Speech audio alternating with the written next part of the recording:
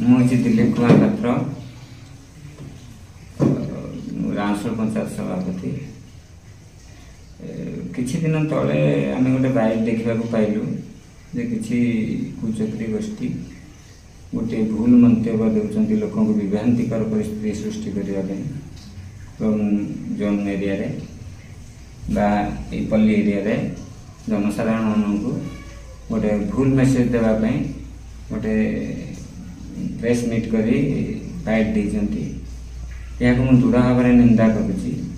देखु एठारे मो बापटे डाण पटे समस्त संप्रदायर लोक बस 12 प्रधान भी बस देहू संप्रदायर लोक मो बापटे बस जड़े आदिवासी संप्रदायर लोक वयस्क लोक एठारे विगत दिन में एक महोत्सव पालन कर जोटा कि पल्ली एरिया आमर सूरिक युव महोत्सव ना नामित करते जोटा कि शबर लोक मानू आगरे रखी ना को बिक्री करी पछरे निजर व्यक्तिगत स्वार्थ हासिल करने एवं निजर व्यक्तिगत स्वार्थ को चरितार्थ करने गोटे प्रयास थी।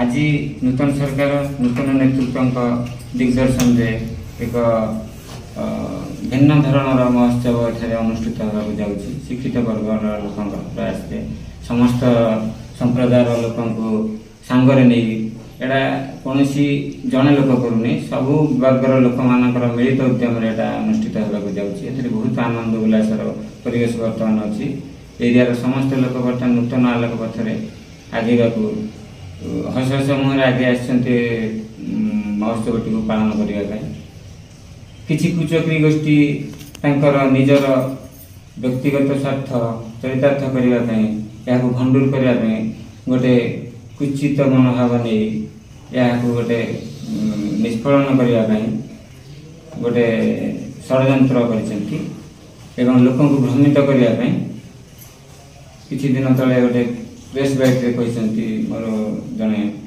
बड़ भाई सदृश जोटा कि गोटे निंदनीय कथा। आपण ग्राउंड लेवल को जातु समस्ते बर्तमान गोटे खुशीर माहौल जे आम एरिया रे आम संप्रदायर लोक मानक आम एरिया समस्त संप्रदायर लोक मानक एक वर्णाढ़ कार्यक्रम अनुष्ठित होगा जाऊँगी। आमर ये लोक कला जहाँ अच्छी खाद्यपेय वस्त्र पोशाक आदिवासी संप्रदायर लोक आमर विश्व दरबार परिचित करने गोटे मंच प्रदान कर समस्त वर्गर लोक मैंने अंशग्रहण करने जाऊँगी। किंतु भ्रमित करने लोक मैंने किसी लोक मान मेसेज भूल मेसेज दौरान जोटा कि आम दृढ़ निंदा करुचु। आगामी दिन में बहुत खुशीर माहौल सृष्टि हम लोक मैंने बहुत आनंदित अच्छा उपभोग करने अनेक बस। यदि आपको आम भिडी भल लगा तेब आम चैनल को लाइक शेयर और सब्सक्राइब करने को जमा भी भूलु नहीं।